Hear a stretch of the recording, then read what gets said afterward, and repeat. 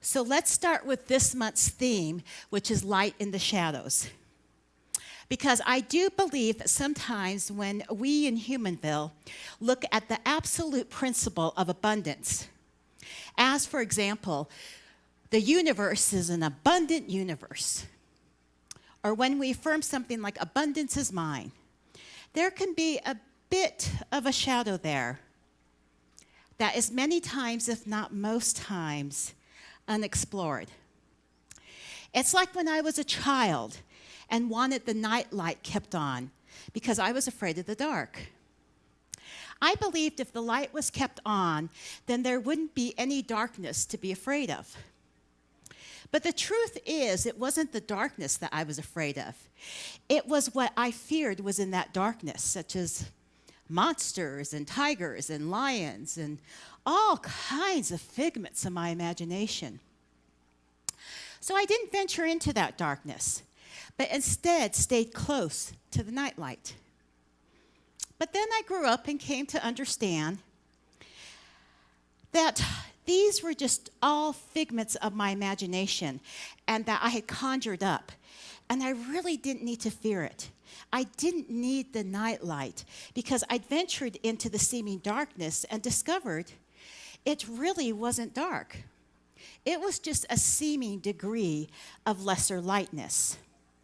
Now, you might be asking me, okay, Sabrina, what does this have to do with abundance and generosity?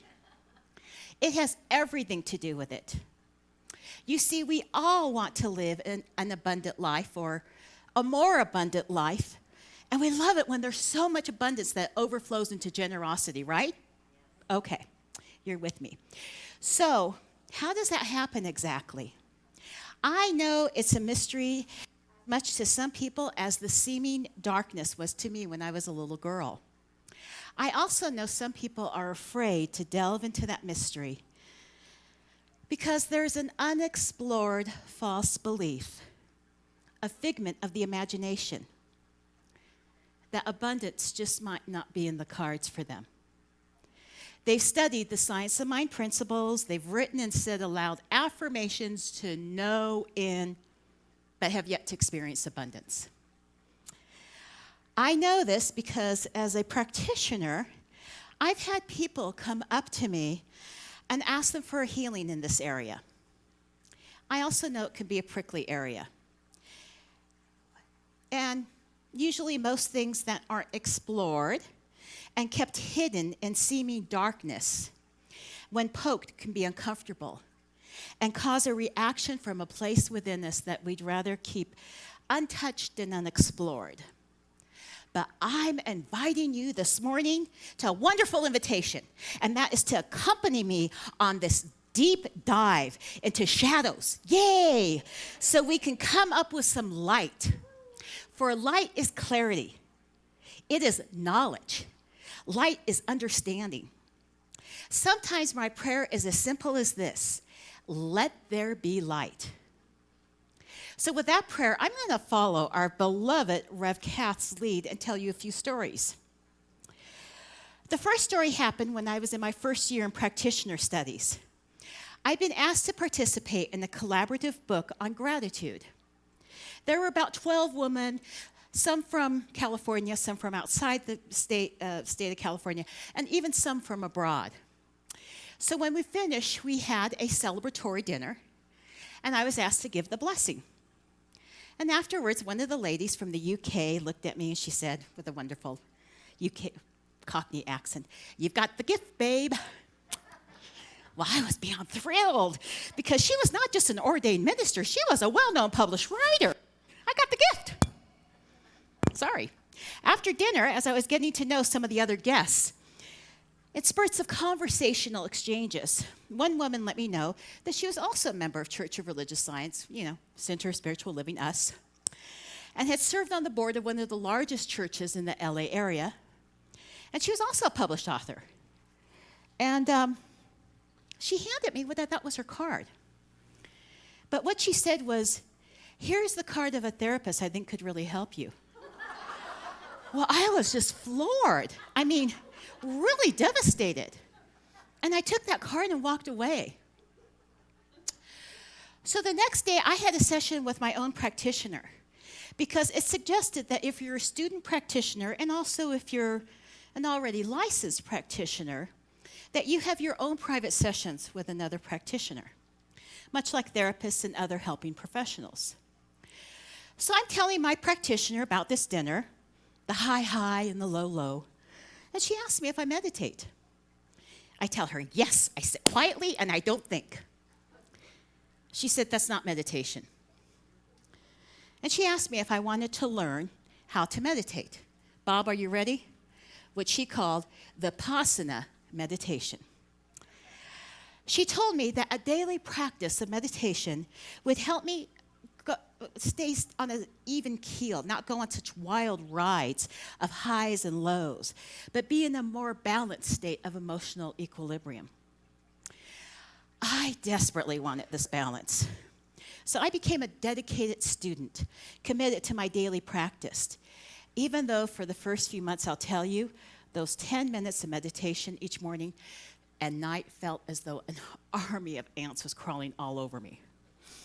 But over time, I learned to enjoy the spaciousness of sitting still and quiet while focusing on my breath and gently noting any distractions with generic labels before going back to focusing on my breath.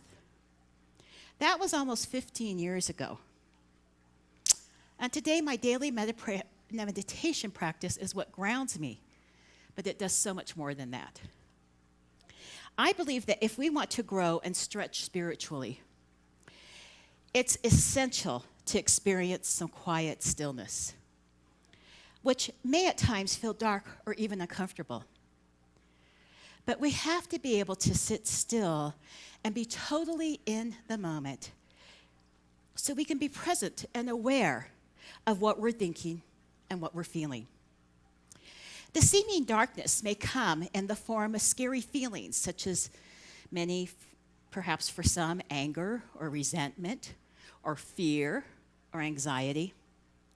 But when we're present in this quiet stillness with such seemingly scary things or uncomfortable feelings, we're then able to realize that we are not these things, but these are simply passing emotions, passing thoughts, and that this too shall pass.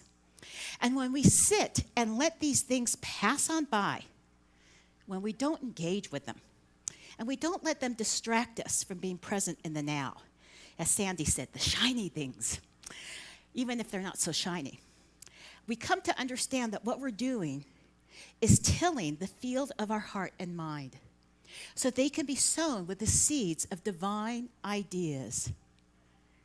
For that is what true abundance is. It's divine ideas. Tell me there's not one mind, for this is my quote here. As our founder, Ernest Holmes, said it this way. You've already heard it this morning from Hazel. Prepare your mind to receive the best that life has to offer. Hazel already prepared us with that quote. So when we are in the spaciousness of being in the present moment, we're prepared to receive with an open heart, an open mind, the divine ideas that are given to us from a higher source.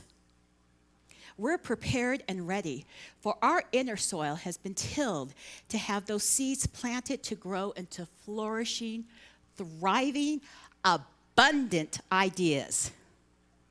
And we're prepared and ready to do what we have to do. We're prepared to be in sacred partnership with this divine source and do the work necessary to harvest the abundance. Or as some say here, treat, which means pray, and move your feet. So again, to quote Ernest Holmes, our founder, we must be convinced that abundance is the natural state of the universe.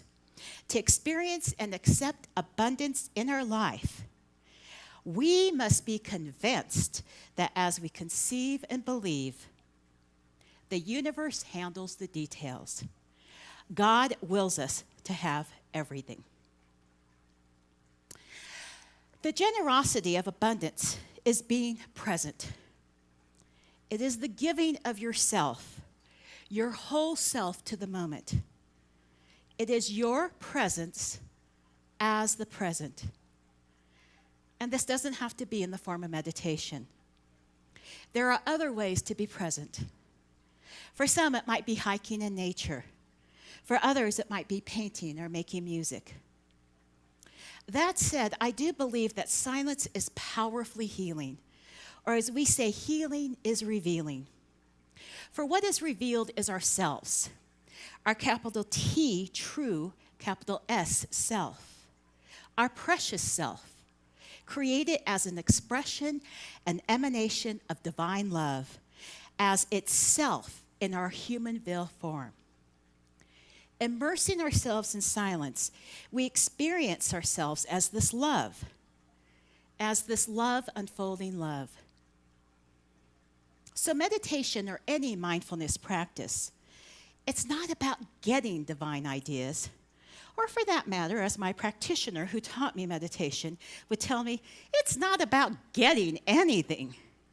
It's about allowing. It's about making way for. It's about preparing our inner soil for the divine to grace us with its love, its creative intelligence, its compassionate wisdom. Giving of ourselves wholly and completely, we enter into a space we intuitively know how to be one with the flow of divine reciprocity, the receiving and the giving of all that we are, all that we give, and all that we receive. So it's as seamless and effortless as breathing. Okay. Again, you might ask, what does this have to do with abundance? Or to be flat out honest, what does this have to do with me having more, getting more money? Or if you're going to put it nicely, getting more abundance. And again, it has everything to do with it. So let me share with you a second story that happened last Sunday. After almost a month of out-of-town guests, I made plans for Mother's Day Sunday, starting with coming to church, celebrating Howard's birthday, then going to hear one of my favorite musicians, who happens to live here in Prescott, other than Jackson, and that being Esteban, and then going to dinner I was invited to. So it's an abundant life, and I'm very grateful. But before getting ready for church, I got a text from one of my tenants that they tried to pay their rent due, which was wonderful, a day early. But they got an email saying that my Zelle account was no longer active. I felt myself doing something I rarely do, and that is I panicked. I had scheduled payments coming up and due in a few days, and I envisioned this large amount of money being locked up in some eternal technological black hole where I would never be able to get it. I mean, I went into a whole mental tailspin that ended up with me not only losing the rental properties I have and the home I live in, but being homeless and on the streets. So talk about feeling uncomfortable. I felt as though an alien had invaded my body and was punching every internal organ and mind cell to make me move out of my body as it wanted it as its new home. But then after an hour plus of some phone calls to various banks and texts to my tenants, the issue was resolved with the rent funds being received in my bank account. So now it was afternoon. I was late getting ready for the concert, and I could feel the hangover effect of that morning's drama. So I was a bit snarky with my friends who I was going to the concert with. But as I sat and listened to the music, I closed my eyes and gave myself wholly and completely to the moment. Then Esteban, who earlier had announced that because it was Mother's Day, he was going to play romance songs, started playing Simon and Garfunkel's The Sound of Silence. Now, I don't know about you, but that's not in any way a romance song. But it was one of my mother's favorite songs. She would play a song she loved over and over again. And this was one song she played repeatedly. Tears welled up as my heart opened up. And I heard, not in words, but in feelings, that all is well. You're not alone. You're always abundantly provided for, cared for, and loved. It was then that I got the aha clarity that my morning tailspin wasn't about the money. Okay, this is important what I'm going to say. Believe me, many times when we have such emotional reactions around money issues, it's many times, if not most times, not about the money. For me, it was about feeling motherless and abandoned on Mother's Day. But by giving myself completely and totally to the moment, and by years of preparing my heart and mind to receive the divine's prompts and messages, by the tilling of my inner soil with a daily meditation practice, I was able to get this gift, this reminder that even though my mother died decades ago, she is as she promised me when she was here on earth, always with me. This is the divine talking to me, and this is me listening. So you might be saying to yourself, sweet story, Sabrina, but what does that have to do about me getting more money? Everything. Feeling panicked, I was in a reaction mode rather than a responsive mode. And 95% of the time, I'm in the mode of being responsive because it's something I've learned over the years with a daily meditation practice. Moreover, I can choose how I want to respond. And this opens up space for the divine to work in and as and through me, to speak its love messages to me, to grace me with its divine ideas and words of guidance and direction. But if I'm in a reactionary mode, I can't be open and receptive. I can't be joyfully curious to receive and hear and listen to these divine promptings. I'm closed off to the infinite abundance of divine generosity. So to close, I'll share snippets of my experience, or what I like to call demonstrations. That's an old-fashioned word, relating to money. First of all, my story is that I was basically orphaned when I was 16, meaning no financial inheritance, but a profoundly rich spiritual inheritance of having been raised as a child in Unity. I left Unity in all church, but came back when I was in my mid-40s. So that year, I was asked to make a tithing commitment. I looked at the card that asked me to fill out the amount I would agree to tithe the upcoming year. It felt as though it was too big of a commitment for me to make.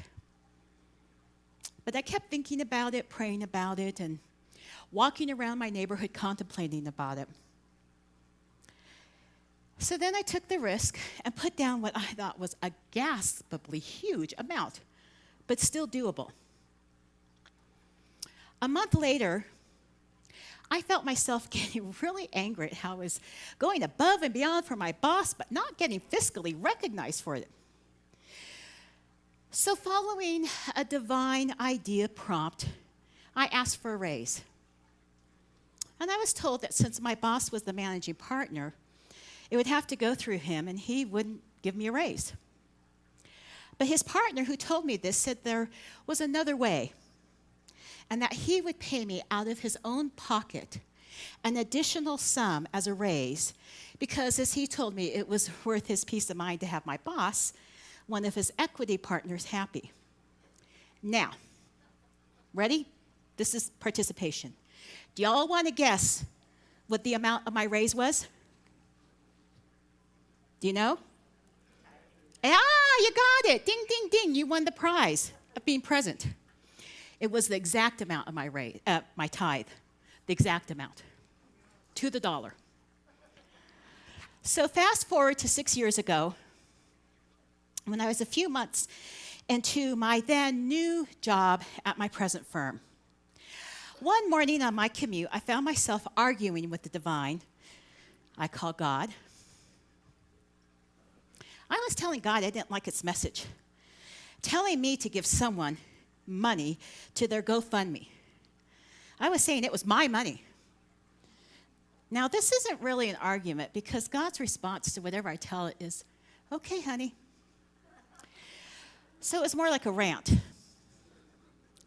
By the time I got to work, I was exhausted from this. So I pulled my checkbook out, wrote a check for $100, and mailed it. An hour later, my boss comes in, and remembering it's my birthday, which I'd totally forgotten because I was exhausted by this rant, he hands me a card, and there's a check in there with more than double what I had written. So one more story. Last fall, within the space of 1 week, I had 3 such promptings, really divine ideas, to give money to various people, which I did because I had learned something good always came when I followed such divine prompts. Did a little bit of quibbling about it, but not like the rant. And I did tell God, wow, seems like a lot of money there. But this was just an observation and nothing more. The following week, out of the blue, I get an email from my boss letting me know that I was getting an immediate raise. Well, let's just say it was a tad less than 20 times over the total of what I'd given the week before. So wholly giving of ourselves, whatever money we believe is ours, and really, I mean, bottom line, aren't we all just stewards of money? I mean, that pronoun mine reminds me of a toddler yelling at the top of their lungs when the toy's taken away from them. Mine! When it's really all divine supply, all one divine source. So we're all stewards of the money we receive and we give. So wholly and completely giving of ourselves and whatever we may perceive to be ours,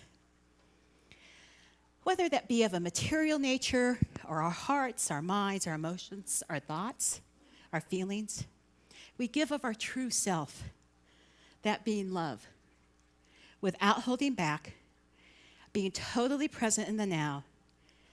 And out of this fullness of generosity comes an abundance beyond measure. Thank you.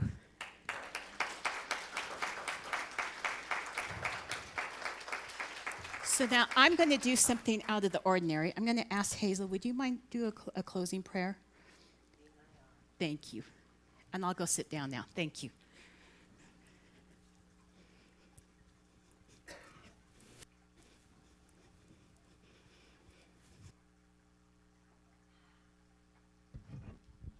Isn't she absolutely phenomenal? Let's applaud again. Because Sabrina, with your thoughts, with your knowing, we are reminded anew that there is only one presence, that there is only one source, that infinite supply that knows no limitation, that knows nothing outside of itself. And it is always present, coursing over this universe, over our planet, over us.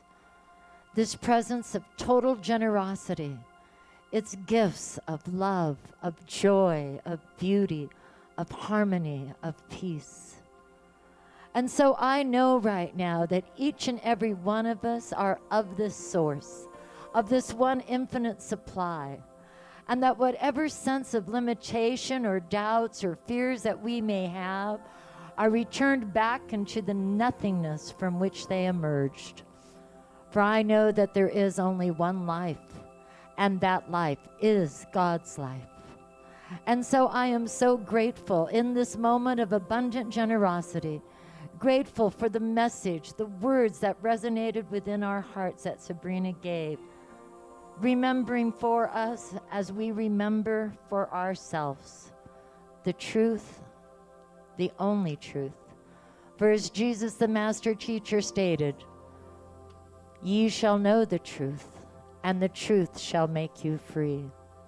And so in that sense of freedom, we walk lightly, we are buoyant, we are vibrant, we are whole.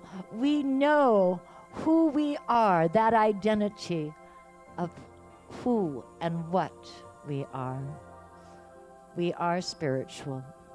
And we are the glorious expression of that divine life.